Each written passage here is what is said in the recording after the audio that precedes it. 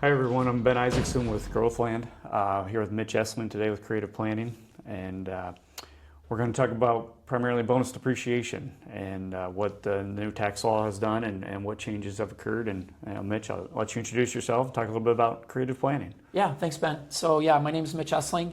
I'm the National Tax Office leader for creative planning. I'm in the Cedar Rapids office, work downtown here. I've been with creative planning for 27 years. We were Bergen Paulson, Bergen KDV, and now we are creative planning. So yeah, been with them for quite a while. Lead our national tax office, so have been very much in tune with what's going on with the new tax bill that was passed this past summer. Great, perfect lead in, Mitch. Yeah. So I think that's probably the first part of this series is just tell us what bonus depreciation is, and then what specifically has changed in this recent tax bill that most of your clients and other clients should know. Sure. Yeah, so for those that don't know, a little history on bonus depreciation. So it's been around since 2001. So it's been around a number of years. It's been 50%, it's been 30%. When President Trump, his first term in office, it went back up to 100% through 2022. And then over a period of years, it's been ratcheting down 20% each year. So prior to the One Big Beautiful Bill Act that was passed and signed, in 2025, the bonus depreciation rate was to be 40%. So what the new tax bill has done is for assets that are placed into service after January 19th of 2025 is the key date, 100% bonus depreciation is going to be allowed for those assets. So that allows the depreciation on those assets to be immediately written off in the year that they are placed into service. So there's a lot of planning that can be done surrounding that depreciation aspect of the tax bill.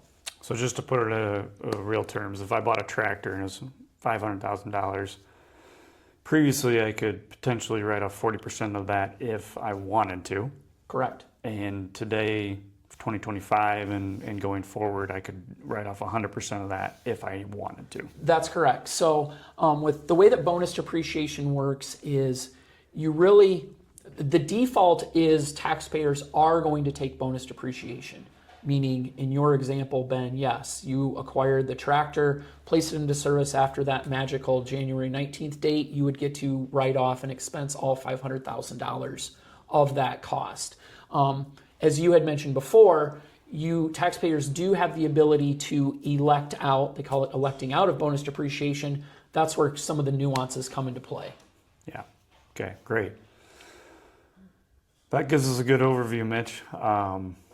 I think with what Growthland does, we obviously work with a lot of sellers and buyers that have, I'm going to call special use assets, Sure. Agricultural assets, which is, what qualifies for a lot of the bonus depreciation rules.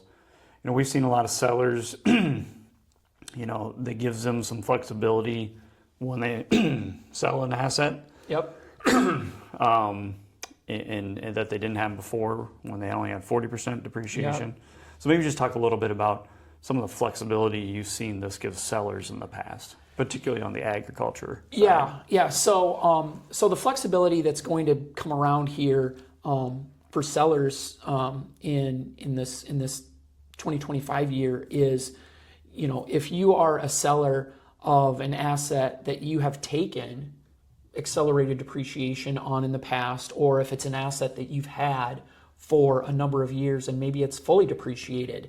What this allows sellers to do is, in the past you would sell the asset, report the gain on your tax return, pay tax on the gain, and then whatever you acquired after that would either be, prior to the law change, would have been subject to the 40% depreciation. But now sellers, if they sell a piece of property or sell a piece of equipment, if they're going to turn around and buy a new piece of equipment or even a used piece of equipment, because used property does qualify for bonus depreciation. Right. Yep. They now have the ability to write off 100% of that cost, i.e. the $500,000 in your tractor example. and then be able to offset that gain that they're recognizing from the sale of their equipment or whatever they're selling against the depreciation that they're going to be taking on the equipment that they're going to acquire. So we'll stick with our tractor example. Yep. So I've sold my $500,000 tractor. And I've got a couple grain bins that I've really wanted to upgrade through the years. Sure. We all know what construction costs are doing. It's hard to justify that. Right. Now, this could be an example where there's an opportunity to sell your tractor and be able to do this upgrade and manage your tax burden along the way. Correct.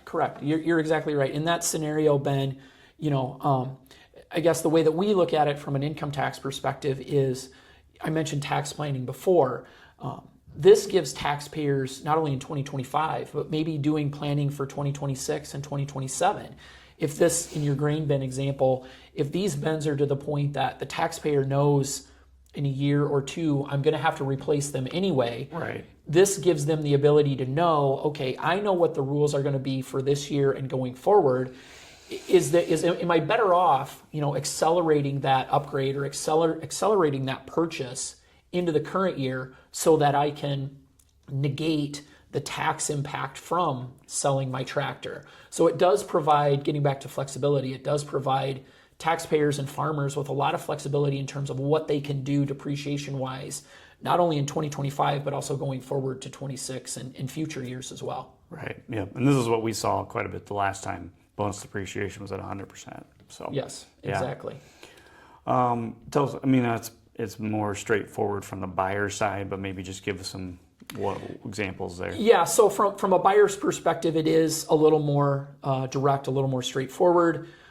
Assuming it's an asset that qualifies in an agricultural space, there are a number of assets that do qualify for bonus depreciation. Could you just list a few there? Yeah, so a single-purpose agricultural structure, like a shop. Yep, a farm building is a 20-year asset. So the depreciation rules, specifically bonus depreciation, anything that has a tax class life of 20 years or less is eligible for bonus depreciation, which should cover, I believe, most of the assets that we see in the agricultural sector.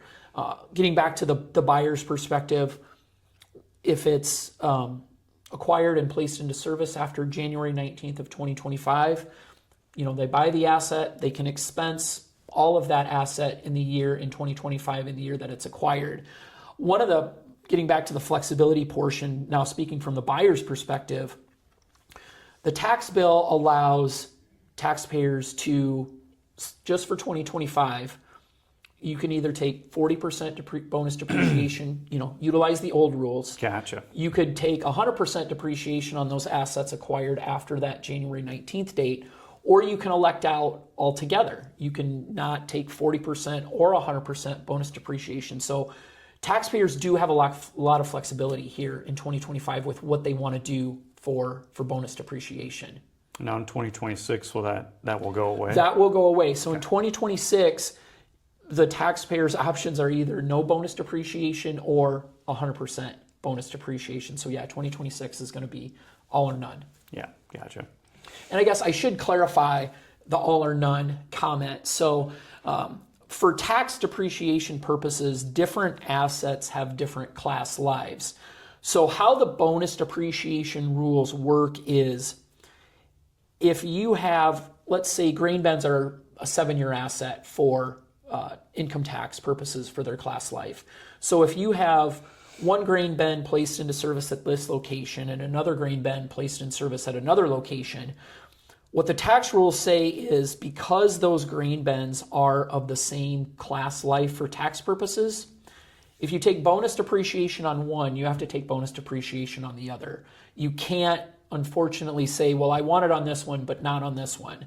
So that's what bonus depreciation really focuses on, is the class life of the asset, and you have to take bonus depreciation on everything on that class life or nothing in that class life. So That's where the flexibility is a little bit limited in terms of what's allowed from a bonus depreciation perspective. So in that instance of sticking with my tractor, if I bought a tractor and I bought a grain bin, I could elect to do bonus on the grain bin and not on the tractor. Exactly, or vice Yeah. versa, or on the tractor and not on the grain bin. You're exactly right. Okay. Yep.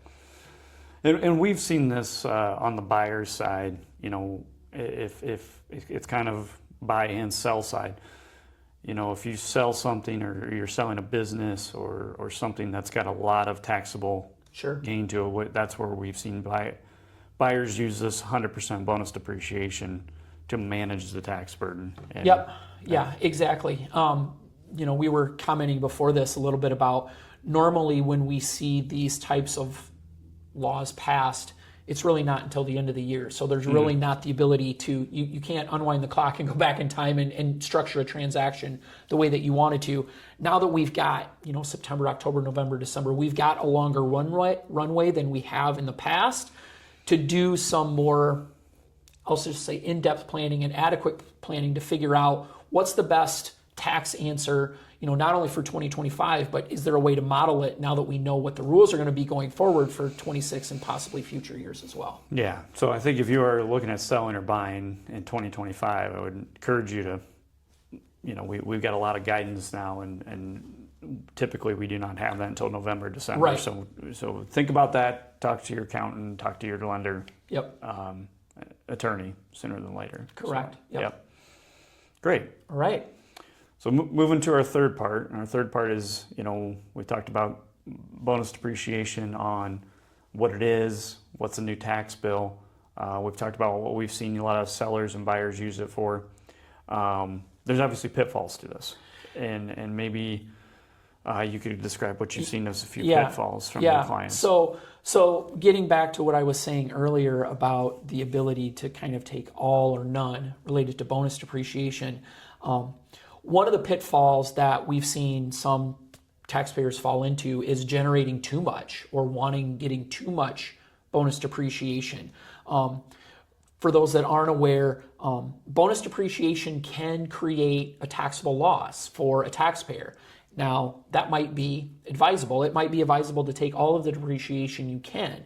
The potential pitfall to that is the net operating loss rules changed a few years ago. It used to be a dollar for dollar offset. What I mean by that is $1 of net operating loss could offset $1 of taxable income.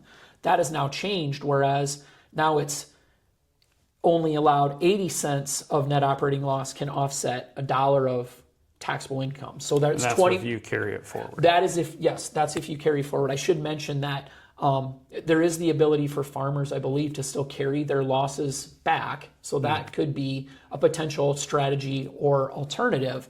But yes, if you carry it forward, it's only going to be able to offset 80% of your taxable income going forward. The other potential pitfall is, within the tax bill, there were also changes to state and local tax deduction for itemized deductions, and the standard deduction also increased. So one of the things you want to be weary of or aware of as you're doing your tax planning for the year is you don't want to create so much bonus depreciation that I'm just going to say you're wasting that standard deduction or your itemized deduction. In the perfect world, your taxable income before you would get to those deductions would be kind of offset one another. And so you would end up hopefully at a net zero of taxable income. You also don't want to create so much bonus depreciation that if you have any sort of tax credits that are being generated in 2025, if you want to be able to use those in this year, a lot of the tax credits can be carried forward. So there is somewhat a time value of money perspective there. So that's just one of the other things that you'd want to be cognizant of, is just taking too much bonus depreciation versus is there a potential to kind of spread that depreciation out over a number of years to offset. Maybe you're going to have a bigger year from a taxable income perspective in the future, that it might be better to utilize that depreciation in a future year. So sometimes it'd be better to pay the tax this year, and if you have a better where maybe you have something coming in 26 or 27, or you're targeting the sale of your business or some assets, then correct. You just might manage that a little bit differently. Correct. So maybe you bought something this year, and you'd love to use it, but you're going to sell quite a bit of assets next year, Correct. it may be better to carry it forward. Correct. That was one of the other things that, if you do know in that situation, Ben, if the buyer of that asset knows, well, I'm going to buy this asset in 2025, but I know maybe in a year or 2 years down the road, I'm looking at selling the business altogether.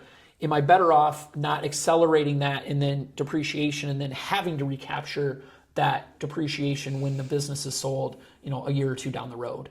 Yeah. Oh, very good.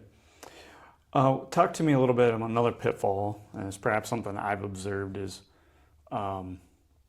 maybe we invest in something and then we're just fine. Our tractor's just fine. There's no Yep. reason that we should have to go buy a new one. Right. Because it's all still about cash flow. Correct. Yep. And so just maybe talk to me a little bit about what you've seen advise people to do as they think that part through. Right. So I guess I kind of use the mantra is you don't want to let the tax rules or tax laws wag the dog. Mm-hmm. What I mean by that is you don't want to solely focus on income tax to drive whatever the needs or wants or of the business are. In your example, Ben, do you need a new tractor? Is a new tractor going to allow you to operate more efficiently or do something better around the farm than what's been done in the past? If not, are there other uses? If let's say you are a seller, are there other uses of that cash that you can put to work for your farm? Or is there additional land that you can acquire? Does your shop need an addition? Don't solely focus on that fixed asset world. Are there other ways that you can make your business grow that you can work with your CPA or tax professional to mitigate the tax liability other than just going out and buying another piece or a different piece of equipment? Yeah. Yep. So it sometimes it's okay to pay some tax because the return on investment could be better used with the net Correct. proceeds after the tax payment. Correct. And getting back to what you were saying earlier, if you're anticipating, 2026, and I know we can't foresee what grain prices are going to be, 2-3 years from now, but if you're anticipating having additional taxable income in a future year versus what you've had currently, now that we know what the rules are, we can plan for that and we can kind of model what makes sense. Or, to your point, if you know that your grain bins are going to have to be replaced or redone here in a year or 2 years down the road, is that something that you can accelerate? Rather than doing it 2 years down the road in 2027, is that something you think about? Okay, we're going to do that in 2026. Maybe that allows us to generate a loss that we can either carry back or potentially carry forward. There's just a lot more flexibility now that there's some permanency to what the bonus depreciation rules are. Very good. Yeah. So we want to thank Mitch with Creative Planning for these 3 segments in the Growthland Minute. And if anything, if you're thinking about doing something this year, as he stated earlier, I'm sure you start talking to your tax professional. There's more than just this that's changed in the law, and a lot for everybody to wrap their minds around. Exactly. I guess the point that I would leave you with, Ben, is if you are meeting sooner rather than later, especially now that the bill has been passed, is the one thing. And I guess the other thing is, the more clear picture that your tax professional has in terms of not only what's going on maybe with your farming activities, but your other business entities as well. It's not just the farming aspect that can lead you to lower your taxable income. There are other ways to do so that are also in the bill as well. Very good. Thank you, Mitch. Yes, thank you. Appreciate it. Growthland, where knowledge and expertise create opportunity.